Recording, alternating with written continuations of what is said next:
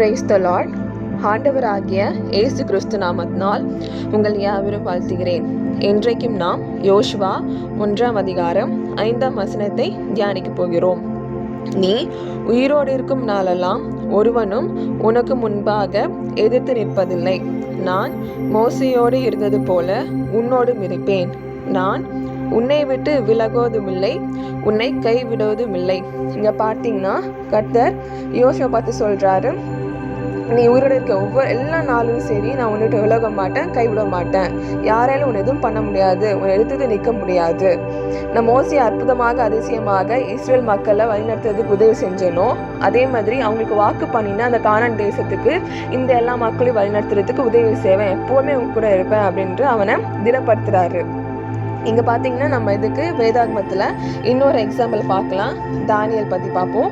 Daniel 3ஆம் அதிகாரத்தில் பார்த்தீங்கன்னா ராஜாவாகிய நேபுகாத்நேச்சார் வந்துட்டு ஒரு பொற்சிலையே செஞ்சுருக்காரு. 6 feet இருக்கும். ஸோ அதை வந்துட்டு எல்லா மக்களும் வணங்கணும் அப்படின்றத ஒரு கட்டளையிடுறாரு. அப்படி பண்ணும்போது எல்லா மக்களும் வணங்குறாங்க. ஆனால் தானியலோட நண்பர்கள் பார்த்தீங்கன்னா ஷாத்ராக், மேஷாக், ஆபேத்நேகோ வணங்கலை. இதை ஒரு பார்த்து வச்சுட்டு ராஜாட்ட போய் சொல்கிறாங்க, இந்த மாதிரி 3 பேர் வணங்காமல் இருக்காங்க அப்படின்ட்டு. உடனே அவங்களுக்கு கூப்பிட்டு கேட்குறாரு, நான் கேள்விப்பட்டது உண்மையா அப்படின்ட்டு கேட்குறாரு. அவங்களும் ஆமாம், நாங்கள் வணங்க மாட்டோம் தான் அப்படின்ட்டு சொல்கிறாங்க.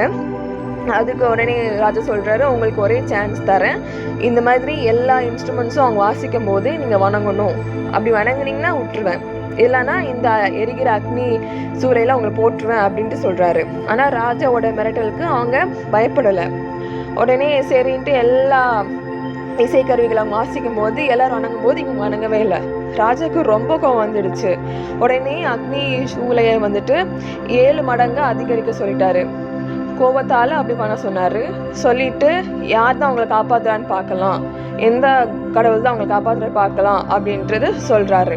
உடனே சொல்கிறாங்க, இந்த ஷாத்ராக், மேஷாக், ஆபேத்நேகோ சொன்னாங்க, இந்த எரிகிற அக்னிக்கும் உங்களோட கைக்கும் ஏசப்பா எங்களை விடுவிப்பார், விடுவிக்கடன் பரவாயில்ல அப்படின்ட்டு சொல்கிறாங்க.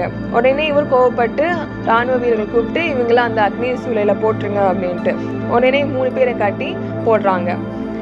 உடனே என்ன ஆகுதுன்னா, போட்டு கொஞ்ச நேரத்துலேயே 4வது ஒருத்தர் வந்துட்டு இவங்க கூட அந்த அக்னி சூளையில் உலாவி கொண்டு இருக்கிறது பார்க்குறாங்க.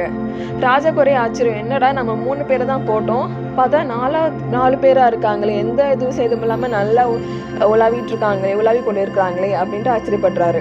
அந்த 4வது பேரை பார்க்கும்போது தேவகுமாரன் மாதிரி இருக்குதே அப்படின்ட்டு ஆச்சரியப்படுறாரு. உடனே என்ன ஆகுதுன்னா, கொஞ்ச நேரம் கழிச்சு ராஜா வந்துட்டு அந்த 3 பேர் கூப்பிட்றாரு, நீங்கள் வெளியே வாங்க அப்படின்ட்டு. வரும்போது பார்க்குறாங்க, அவங்க மேலே அந்த அக்கினியோட அந்த ஸ்மெல்லோ எதுவுமே கிடையாது, அவங்க மேலே எதுவுமே இல்லை. அவங்க முடி கருகவோ அவங்க ட்ரெஸ் கருகவோ எதுவுமே இல்லை, எந்த சேதமும் இல்லாமல் இருக்குது. ஏன்னா அவங்க ஏன் அந்த அக்னி அவங்கள அணுகலைன்னா, அவங்க ஆண்டவர் மேல் பற்றுதலாக இருந்தாங்க. அவங்களை ஏசப்பா வந்துட்டு அவங்களை விடுவிப்பாங்கன்றதை அவங்க நம்பினாங்க, விசுவாசிட்டாங்க. எந்த மனுஷனாலே அவங்களுக்கு வந்து நம்பவும் முடியாது, அவங்கள எல்லாத்தையும் பண்ண முடியாதுன்றது அவங்களுக்கு தெரியும். ஏசப்பா எப்பொழுதுமே அவங்க கூட இருக்காங்க, விலக மாட்டாங்கன்றது நல்லா உணர்ந்ததுனால தான் ஏசப்பா அவங்களை விடுவிச்சாரு. ராஜா ஆச்சரியப்பட்டு இவங்களோட தேவன் தான் உண்மையான தேவன்ன்றதையும் அவர் சொன்னார்.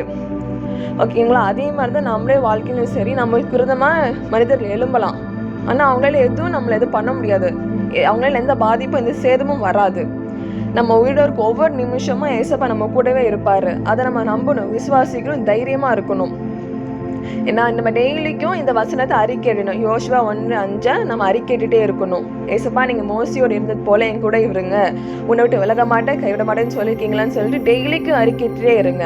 நிச்சயமாக ஏசப்பா அவங்க கூட இருந்துட்டு எல்லா தீமுக்கும் விலக்கி காப்பாரு. இந்த வார்த்தைக்கு நம்ம அர்ப்பணித்து ஜெபிக்கலாமா? அன்புள்ள சுவாமி, இந்த நாளுக்கான கிருபை செஞ்சதுக்காக உங்களோடான குறை நன்றி அப்பா. அந்த கேட்ட வார்த்தைக்கு எங்களை முழுமையாக அர்ப்பணித்து ஜெபிக்கிறோம் சுவாமி. நீங்கள் யோசுவா பார்த்து சொல்லியிருக்கீங்களப்பா, நீ உயிரோடு நாளெல்லாம் ஒருவனும் உனக்கு முன்பாக எதிர்த்து நிற்பதில்லைன்னு சொல்லியிருக்கீங்களே சுவாமி. உன்னை விட்டு விலகுவதும் இல்லை, உன்னை கைவிடுவதும் இல்லைலாம் சொல்லியிருக்கீங்க ஏசப்பா. அந்த வாக்குத்தத்தை சுவாமி, அந்த வார்த்தை நாங்கள் நம்புகிறோம் சுவாமி. அந்த வாக்குத்தத்தை எங்களுக்கு உரியதப்பா, நாங்கள் அதை சுதந்திரத்துக் கொள்கிறோம் சுவாமி. அப்பா அதே மாதிரி நீங்கள் எங்கள் கூட இருக்க போகிறதுக்காக ஸ்தோத்திரம் அப்பா. யாராலும் எங்களை எதுவுமே பண்ண முடியாதப்பா, எந்த போல அந்த மனிதர்கள் எங்களை அணுக முடியாது சுவாமி, தொட முடியாதப்பா. நீங்கள் அப்பா நாங்கள் விசுவாசிக்கிறோம், நீங்கள் எங்களோட கூட இருக்கிறதுக்காக ஸ்தோத்திரம் ஏசு சுவாமி. இந்த வார்த்தை கேட்குற ஒவ்வொருத்தவங்களுக்கு கிரியை செய்யட்டும் அப்பா. நீங்கள் அப்படியாக செய்யப்பட்ட ஸ்தோத்திரம் அப்பா. தாழ்த்தி ஒப்புக்கிட்டு ஜெபிக்கிறோம். அனுக்கிரகம் செய்யுங்க, ஈடுபடுங்க. ஏசு கிறிஸ்து நாமத்தில் ஜெபிக்கிறோம் நல்ல பிதாவே, ஆமென்.